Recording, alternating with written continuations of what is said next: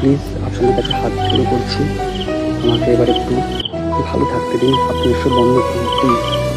তোমরা তো সবই শুনেছো, আগামী 8 তারিখ সব শুনেছো, সবই জানো। তো ব্যাপারটা কি যে কিছু কিছু নিউজ চ্যানেল যা যা খবর করছে, মানে হয়তো তার হাজবেন্ডকেও আর বেশি দিন থাকা যাবে না পৃথিবীতে। মানে বলছে যে বিষ খেয়ে নিচ্ছে প্রিয়তমা যাওয়ার পরে, বা দুঘরে ফাঁসি লাগিয়ে নিচ্ছে, যে যেমন পাচ্ছে নিয়ে করছে, নিউজ করছে। তার ফ্যামিলির উপরে কি যাচ্ছে তারাই ভালো করে বোঝে।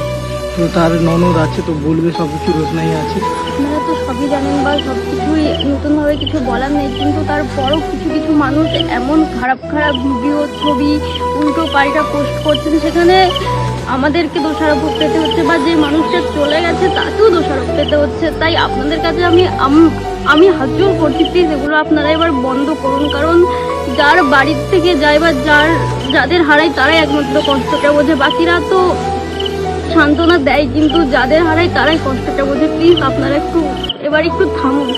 আপনারা ভিডিও পোস্ট করছেন করুন, কিন্তু যেভাবে মানুষ ভুলভাল নিয়ে পোস্ট করছে, তাকেও তোমাকে নিয়ে, তার হাজবেন্ডকে নিয়ে, আপনারা কি চান যে বেঁচে আছে সেও চলে যাক?